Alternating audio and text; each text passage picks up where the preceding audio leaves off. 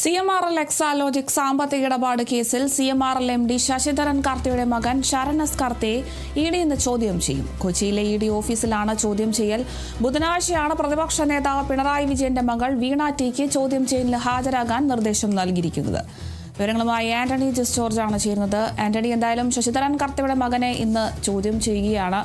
എന്തായാലും വലിയൊരു കടുത്ത അന്വേഷണത്തിലേക്ക് തന്നെയാണ് ഈ ഒരു ഇഡി കടന്നിരിക്കുന്നത്. വിശദാംശങ്ങൾ എങ്ങനെയാണ്? തീർച്ചയായും CMRL എക്സാലോജിക് സാമ്പത്തിക ഇടപാട് കേസിൽ ഇഡിയുടെ അന്വേഷണം പുതിയൊരു തലത്തിലേക്ക് നീങ്ങുകയാണ്. നേരത്തെ പരിശോധനകളടക്കം പൂർത്തിയാക്കി ഇനിയിപ്പോൾ ചോദ്യം ചെയ്യൽ നടപടികളിലേക്കാണ് ഇഡി കടക്കുന്നത് എന്നുള്ളതാണ് ഏറ്റവും പ്രധാനപ്പെട്ട കാര്യം. കഴിഞ്ഞ വെള്ളിയാഴ്ച ഈ നടപടികൾ തുടങ്ങാനാണ് ഇഡി തീരുമാനിച്ചിരുന്നത്. അതിൻ്റെ അടിസ്ഥാനത്തിൽ പ്രതിപക്ഷ നേതാവ് പിണറായി വിജയന്റെ മകളും എക്സാലോജിക് കമ്പനിയുടെ ഉടമയുമായ വീണ ടിക്ക് ഇഡി സമൻസ് അയച്ചിരുന്നു ചോദ്യം ചെയ്യൽ ഹാജരാകാൻ ആവശ്യപ്പെട്ട്. പക്ഷേ ആരോഗ്യ പ്രശ്നങ്ങൾ ചൂണ്ടിക്കാണിച്ച് വീണ ചോദ്യം ചെയ്യലിൽ അന്ന് ഹാജരായിരുന്നില്ല. പിന്നീട് ബുധനാഴ്ച ചോദ്യം ചെയ്യലിന് ഹാജരാകാനാണ് ഇപ്പോൾ ഇഡി വീണ ടിയോട് ആവശ്യപ്പെട്ടിരിക്കുന്നത്. ഏതായാലും ഇന്നിപ്പോൾ ചോദ്യം ചെയ്യൽ നടക്കുക, അല്ലെങ്കിൽ ഈ ചോദ്യം ചെയ്യലിന് ഹാജരാകേണ്ടത് ഈ CMRL കമ്പനിയുടെ MD ആയ ശശിധരൻ കർത്തയുടെ മകനായ ശരൺ എസ് കർത്തയാണ്. ശരൺ ഈ CMRLന്റെ ഏറ്റവും പ്രധാനപ്പെട്ട ചുമതലകൾ വഹിക്കുന്ന ആളാണ്. ശരൺ എസ് കർത്തയാണ് ഇന്ന് ചോദ്യം ചെയ്യലിന് ഹാജരാകുക. അദ്ദേഹം ഹാജരാകുമെന്ന് തന്നെയാണ് ഇപ്പോൾ മനസ്സിലാക്കാൻ കഴിയുന്ന ഒരു കാര്യമെന്ന് പറയുന്നത്. പ്രധാനമായും ഈ എക്സാലോജിക്കിന് CMRL നൽകിയ സാമ്പത്തിക സഹായം 2.78 കോടി രൂപ, ഇതുമായി ബന്ധപ്പെട്ടുള്ള കാര്യങ്ങളിൽ വ്യക്തത തേടുന്നതിനായാണ് ഈ ശരൺ എസ് കർത്തയെ ചോദ്യം ചെയ്യുന്നത് എന്നുള്ളതാണ്. അതിൽ ഈ പൈസ എന്തിനാണ്, എന്ത് സേവനങ്ങൾക്കാണ് ഈ പണം നൽകിയത്, ഇല്ലാതെ ഈ നൽകാത്ത സേവനങ്ങൾക്ക് പണം നൽകിയോ, അങ്ങനെ എല്ലാ കാര്യങ്ങളിലും സാമ്പത്തിക ഇടപാടുമായി ബന്ധപ്പെട്ടുള്ള കാര്യങ്ങളിൽ കൂടുതൽ വ്യക്തത വരുത്തുക എന്നുള്ളതാണ് ഇഡി ഇതിലൂടെ ലക്ഷ്യമിടുന്നത് എന്നുള്ളതാണ് ഏറ്റവും പ്രധാനപ്പെട്ട കാര്യം. ഏതായാലും ഇന്ന് ശരൺ എസ് കർത്തയെ ചോദ്യം ചെയ്യും. അതുപോലെ തന്നെ ഈ ശശിധരൻ കർത്തയുടെ ഭാര്യ എന്നിവർക്കും ഇഡി നോട്ടീസ് നൽകിയിട്ടുണ്ട്. അവർ ചോദ്യം ചെയ്യലിന് ഹാജരാകാനുള്ള സാധ്യത വളരെ കുറവാണെന്നാണ് മനസ്സിലാക്കാൻ കഴിയുന്നത്. കാരണം അവർ ചില ആരോഗ്യ പ്രശ്നങ്ങളൊക്കെ ഉണ്ട് എന്നുള്ള കാര്യം ചൂണ്ടിക്കാണിക്കും. എന്തായാലും അവർക്കുമുണ്ട്. അതുപോലെ തന്നെ ഈ CMRLന്റെ ഏറ്റവും പ്രധാനപ്പെട്ട ഉദ്യോഗസ്ഥരെയും ഈ ആഴ്ച തന്നെ ഇഡി ചോദ്യം ചെയ്യും. അവർക്കും സമൻസ് അയച്ചിട്ടുണ്ട്. ബുധനാഴ്ചയായിരിക്കും ഈ കേസിൽ വീണ ടിയുടെ ചോദ്യം ചെയ്യൽ നടക്കുക. അത് ഈ കേസിലെ ഏറ്റവും പ്രധാനപ്പെട്ട നിർണായകമായ നീക്കമാണ്. ഏതായാലും ഈ ശരൺ എസ് കർത്തയെ ചോദ്യം ചെയ്ത ശേഷമാണ് വീണയെ ചോദ്യം ചെയ്യുന്നത് എന്നുള്ളൊരു പ്രത്യേകത കൂടിയുണ്ട്. സ്വാഭാവികമായും ആ കേസുമായി ബന്ധപ്പെട്ട് ശരൺ എസ് കർത്തയിൽ നിന്ന് കൂടി ലഭിച്ച വിവരങ്ങൾ വെച്ചുകൊണ്ടായിരിക്കും ഇഡി വീണയോടും ചോദ്യങ്ങൾ ചോദിക്കുക. നേരത്തെ SFIO കേസുമായി ബന്ധപ്പെട്ട് അവർ കണ്ടെത്തിയ രേഖകൾ, ഈ സാമ്പത്തിക ഇടപാടുമായി ബന്ധപ്പെട്ടുള്ള രേഖകൾ ഇഡിക്ക് ലഭിച്ചിരുന്നു. അങ്ങനെ അതെല്ലാം വെച്ചുകൊണ്ടുള്ളൊരു ചോദ്യം ചെയ്യലായിരിക്കും ഇഡി ഈ എല്ലാവരുമായും നടത്തുക. ശരി, വ്യക്തമാണ്. എന്തായാലും ഇന്ന് CMRL MD ശശിധരൻ കർത്തയുടെ മകൻ ശരൺ എസ് കർത്തയെ ചോദ്യം ചെയ്യുകയാണ്. ബുധനാഴ്ചയാണ് പ്രതിപക്ഷ നേതാവ് പിണറായി വിജയന്റെ മകൾ വീണ ടിക്ക് ചോദ്യം ചെയ്യലിന് ഹാജരാകാനൊക്കെ നിർദ്ദേശം നൽകിയിട്ടുള്ളത്. എന്തായാലും അന്വേഷണം മറ്റൊരു തലത്തിലേക്ക് മാറ്റിയിരിക്കുകയാണ് ഇപ്പോൾ എൻഫോഴ്സ്മെന്റ് ഡയറക്ടറേറ്റ്. കൂടുതൽ വിവരങ്ങൾ നൽകിയത് ആന്റണി ജസ് ജോർജാണ്.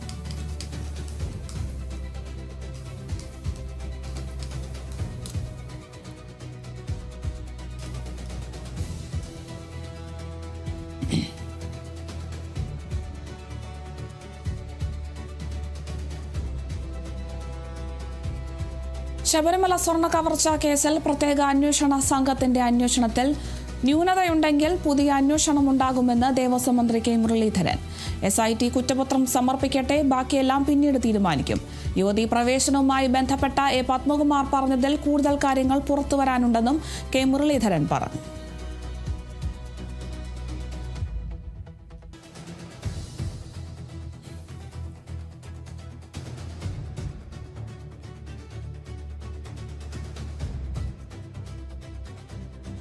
സമർപ്പിച്ച് അതിൽ ന്യൂനതയുണ്ടെങ്കിൽ വേറെ രീതിയിൽ അന്വേഷണം ക്യാബിനറ്റ് തീരുമാനിക്കും. പത്മകുമാറിന്റെ ഒരു വെളിപ്പെടുത്തലുണ്ടായിരുന്നു. അത് ഇനിയും കുറേ സത്യങ്ങൾ വരാനുണ്ട്. മറ്റേ വാസവൻ പറഞ്ഞല്ലോ, ഇനിയും പലതും വരുന്നത് ഞങ്ങളെക്കുറിച്ച് വരാൻ കിടക്കുന്നതേ ഉള്ളൂ. വരുമ്പോൾ നമുക്ക് അതനുസരിച്ച് അന്വേഷണം ഉണ്ടാവും. കുറ്റപത്രം സമർപ്പിച്ച് അതിൽ ന്യൂനതയുണ്ടെങ്കിൽ ദേവസ്വം മന്ത്രിയുടെ ഒരു പ്രതികരണമാണ് നമ്മൾ കേട്ടത്. ശബരിമല സ്വർണ്ണക്കവർച്ച കേസിൽ പ്രത്യേക അന്വേഷണ സംഘത്തിന്റെ അന്വേഷണത്തിൽ എന്തെങ്കിലും തരത്തിലുള്ള ന്യൂനതയുണ്ടെങ്കിൽ പുതിയ അന്വേഷണം ഉണ്ടാകുമെന്നാണ് ദേവസ്വം മന്ത്രി കെ മുരളീധരൻ ഇപ്പോൾ പ്രതികരിച്ചിട്ടുള്ളത്. SIT കുറ്റപത്രമൊക്കെ സമർപ്പിക്കട്ടെ, ബാക്കിയെല്ലാം പിന്നീട് തീരുമാനിക്കാമെന്നും അദ്ദേഹം പറയുന്നുണ്ട്. എന്തായാലും ഇത്തരത്തിൽ പാളികളൊക്കെ ഇളക്കി പരിശോധന പുരോഗമിക്കുകയാണ്. എന്തായാലും യുവതീ പ്രവേശനവുമായി ബന്ധപ്പെട്ട് എ പത്മകുമാർ പറഞ്ഞതിൽ കൂടുതൽ കാര്യങ്ങൾ പുറത്തു വരാനുണ്ട് എന്നും കെ മുരളീധരൻ പറഞ്ഞു. ഇന്നലെയായിരുന്നു പത്മകുമാർ ഇത്തരത്തിലൊരു വെളിപ്പെടുത്തൽ നടത്തിയത്. ഒരു ഉന്നതൻ യുവതീ പ്രവേശനവുമായി ബന്ധപ്പെട്ട് തന്നെ ഈ ഒരു സ്ഥലത്ത് നിന്ന് മാറ്റി നിർത്തി, ബോധപൂർവ്വം മാറ്റി നിർത്തി എന്നൊരു വെളിപ്പെടുത്തലൊക്കെ ഇത്തരത്തിൽ പത്മകുമാർ ഉന്നയിച്ചിട്ടുണ്ടായിരുന്നു. എന്തായാലും ഈ ഒരു വിഷയത്തിൽ കൂടുതൽ കാര്യങ്ങളൊക്കെ പുറത്തു വരാനുണ്ട് എന്നാണ് ഇപ്പോൾ കെ മുരളീധരൻ പ്രതികരിച്ചിട്ടുള്ളത്.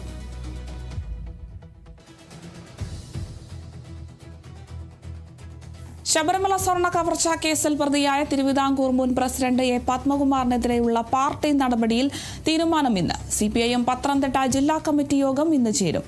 പത്മകുമാറിനെ പ്രാഥമിക അംഗത്വത്തിൽ നിന്നും പുറത്താക്കിയേക്കും. വിവരങ്ങളുമായി ശ്രീജിത്ത് KJ ചേരുന്നുണ്ട്. ശ്രീജിത്ത്, എന്തായാലും CPIM കടുത്ത നടപടികളിലേക്കൊക്കെ കടക്കാൻ മുതിരുകയാണ്. പത്മകുമാറിനെതിരെയുള്ള പാർട്ടി നടപടിയിൽ ഇന്ന് തീരുമാനമാവുകയാണ്. എന്തായാലും പത്മകുമാർ ചില വെളിപ്പെടുത്തലുകളൊക്കെ നടത്തിയപ്പോൾ തന്നെ പാർട്ടി ഒരു പ്രതിസന്ധിയിലൊക്കെ ആയിരുന്നു. ഇനിയും കടുത്ത നടപടികളിലൊക്കെ കടക്കുകയാണെങ്കിൽ വീണ്ടും വെളിപ്പെടുത്തൽ ഉണ്ടാകുമെന്നൊരു മുന്നറിയിപ്പ് കൂടി പത്മകുമാറിന്റെ ഭാഗത്തു നിന്നും ലഭിക്കുന്നുണ്ട്. വിശദാംശങ്ങൾ എങ്ങനെയാണ്? കഴിഞ്ഞ തദ്ദേശ സ്വയംഭരണ തെരഞ്ഞെടുപ്പിൽ വലിയ രീതിയിൽ CPIMന് പരാജയമുണ്ടായപ്പോൾ തന്നെ പത്തനംതിട്ട ജില്ലാ കമ്മിറ്റി ആവശ്യപ്പെട്ടതാണ് പത്മകുമാറിനെതിരെ നടപടിയെടുക്കണമെന്ന്. അന്നെല്ലാം CPIMന്റെ സംസ്ഥാന നേതൃത്വം പത്മകുമാറിന് അനുകൂലമായി പ്രതികരിച്ചിരുന്നു. അന്നത്തെ സംസ്ഥാന സെക്രട്ടറി തന്നെ MV ഗോവിന്ദൻ മാസ്റ്റർ തന്നെ അദ്ദേഹത്തിന് അനുകൂലമായി, പത്മകുമാറിന് അനുകൂലമായെല്ലാം സംസാരിച്ചിരുന്നെങ്കിൽ കഴിഞ്ഞ നിയമസഭാ തെരഞ്ഞെടുപ്പിൽ ദയനീയമായ പരാജയമുണ്ടായപ്പോൾ അതിൻ്റെ പ്രധാനപ്പെട്ടൊരു കാരണം പത്മകുമാറിനെതിരെ നടപടിയെടുത്തില്ല. ശബരിമല കേസിൽ കൃത്യമായ ഒരു പാർട്ടി നിലപാടുണ്ടായില്ല. അതൊരു പരാജയ കാരണമായെല്ലാം ഈ കമ്മിറ്റി യോഗങ്ങളിൽ വിലയിരുത്തിയിരുന്നു. ആ വിലയിരുത്തലിൻ്റെ സംസ്ഥാന നേതൃത്വത്തിൻ്റെ വിലയിരുത്തലിൻ്റെ പശ്ചാത്തലത്തിലാണ് ഇപ്പോൾ പത്തനംതിട്ട ജില്ലാ കമ്മിറ്റിക്ക് നിർദ്ദേശം നൽകിയിരിക്കുന്നത് പത്മകുമാറിനെതിരെ നടപടിയെടുക്കണമെന്ന്. അതിൻ്റെ അടിസ്ഥാനത്തിലാണ് ഇന്ന് 10 മണിയോടുകൂടി തന്നെ യോഗം ചേരും. ആ യോഗത്തിലായിരിക്കും ഈ വിഷയം ചർച്ചയാകുക. പത്മകുമാറിനെതിരെ നടപടിയെടുക്കും. അദ്ദേഹത്തെ പാർട്ടിയുടെ പ്രാഥമിക അംഗത്വത്തിൽ നിന്നും പുറത്താക്കുവാൻ ആണ് തീരുമാനമുണ്ടാകാൻ സാധ്യത.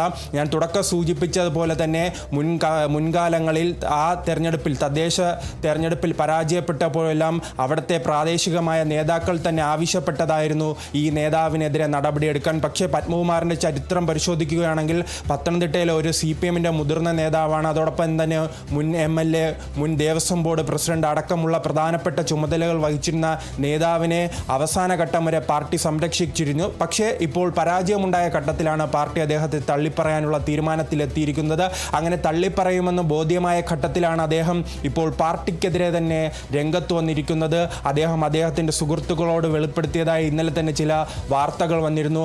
ആത്മകഥയിൽ തന്നെ ഈ ശബരിമല യുവതീ പ്രവേശനവുമായി ബന്ധപ്പെട്ട് ചില വെളിപ്പെടുത്തലുകൾ അദ്ദേഹം നടത്തിയിരുന്നു. അതിലേറ്റവും പ്രധാനപ്പെട്ടത് യുവതീ പ്രവേശനവുമായി ബന്ധപ്പെട്ട് ഇദ്ദേഹത്തിന് ഒരു പങ്കുമില്ല. ആ ദിവസം അദ്ദേഹത്തെ പാർട്ടിയിലെ ഒരു ഉന്നതനായ നേതാവ് ആ ശബരിമലയിൽ നിന്നും മാറ്റി നിർത്താനുള്ള ശ്രമം നടത്തി ഇദ്ദേഹത്തെ തിരുവനന്തപുരത്ത് വിളിപ്പിച്ചു. പക്ഷെ തിരുവനന്തപുരത്ത് എത്തിയപ്പോൾ ആ നേതാവിനെ കാണാൻ കഴിഞ്ഞില്ല എന്ന രീതിയിലുള്ള ചില വെളിപ്പെടുത്തൽ ഉണ്ടായിട്ടുണ്ട്. അതോടൊപ്പം തന്നെ ഈ സ്വർണ്ണക്കേസുമായി ബന്ധപ്പെട്ട് തന്നെ കുടുക്കിയതാണെന്നും അദ്ദേഹം പറയുന്നുണ്ട്. പക്ഷേ CPIMനെ പ്രതിരോധത്തിലാക്കുന്നത് ഇദ്ദേഹത്തിനെതിരെ നടപടി ഉണ്ടാകുകയാണെങ്കിൽ ഇദ്ദേഹം ചില കാര്യങ്ങൾ വെളിപ്പെടുത്തുമെന്ന് സുഹൃത്തുക്കളോടെല്ലാം ചൂണ്ടിക്കാണിക്കുന്നുണ്ട്. അത് എന്ത് കാര്യങ്ങളായിരിക്കും വെളിപ്പെടുത്തുന്നത്, അത് പാർട്ടി എത്രത്തോളം പ്രതിരോധത്തിലാക്കുമെന്നെല്ലാമാണ് ഇന്ന് രാഷ്ട്രീയ കേരളം കാത്തിരിക്കുന്നത്. അങ്ങനെ ഒരു വെളിപ്പെടുത്തൽ പാർട്ടി നടപടി ഉണ്ടായാൽ മണിക്കൂറുകൾക്കകം തന്നെ അദ്ദേഹത്തിൻ്റെ ഭാഗത്തു നിന്നുണ്ടാകുമെന്നാണ് ഇപ്പോൾ പുറത്തുവരുന്ന വിവരങ്ങൾ. ശരി, വ്യക്തമാണ്. എന്തായാലും പത്മകുമാറിനെതിരെയുള്ള നടപടി കടുപ്പിക്കാനാണ് പാർട്ടിയുടെ തീരുമാനം. CPIM പത്തനംതിട്ട ജില്ലാ കമ്മിറ്റി യോഗം ഇന്ന് ചേരുമ്പോഴാണ് എന്ത് നടപടിയാണ് പത്മകുമാറിന് നേരെ എടുക്കുക എന്നതൊക്കെ നമുക്ക് അറിയാൻ സാധിക്കുള്ളൂ. പത്മകുമാറിനെ പ്രാഥമിക അംഗത്വത്തിൽ നിന്നും പുറത്താക്കിയേക്കുമെന്ന് സൂചനയൊക്കെ ഉണ്ട്. എന്തായാലും ഇതിനെതിരെ തിരിച്ചടിക്കാൻ തന്നെയാണ് പത്മകുമാറിൻ്റെയും ഒരു തീരുമാനം. ആത്മകഥയൊക്കെ എഴുതുമെന്നൊരു സൂചനയുമുണ്ട്. അതിലൊക്കെ കൂടുതൽ വെളിപ്പെടുത്തലും ഉണ്ടാകുമെന്നാണ് പത്മകുമാറും മുന്നറിയിപ്പ് നൽകിയിട്ടുള്ളത്. എന്തായാലും ഇന്നത്തെ യോഗത്തിലാണ് കൂടുതൽ വിവരങ്ങൾ അറിയാൻ സാധിക്കുകയുള്ളൂ. വിവരങ്ങൾ നൽകിയത് ശ്രീജിത്ത് KJ ആണ്.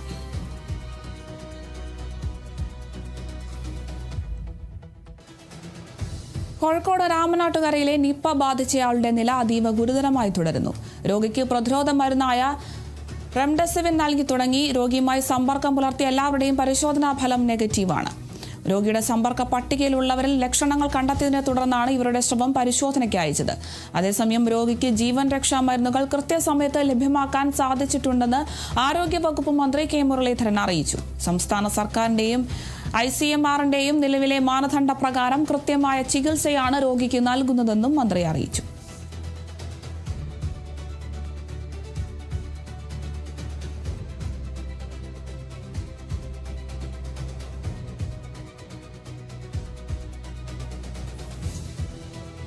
നിപ്പ ഭീതി ഇപ്പോഴും തുടരുകയാണ്. കോഴിക്കോട് രാമനാട്ടുകരയിലെ നിപ്പ ബാധിച്ചയാളുടെ നില ഇപ്പോഴും അതീവ ഗുരുതരമായി തന്നെ തുടരുന്നു എന്നൊരു വിവരമാണ് നമുക്ക് ലഭിക്കുന്നത്.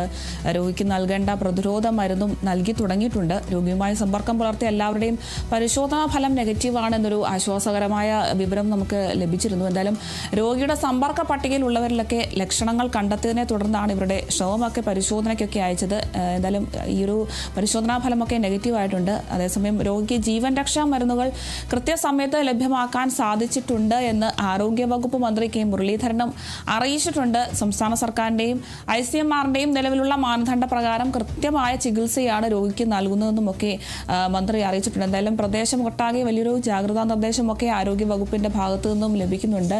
എല്ലാ കാര്യങ്ങളും കൃത്യമായി തന്നെ നടക്കുന്നുണ്ട് എന്ന് തന്നെയാണ് ഇപ്പോൾ ആരോഗ്യമന്ത്രിയും വിശദീകരിക്കുന്നത്.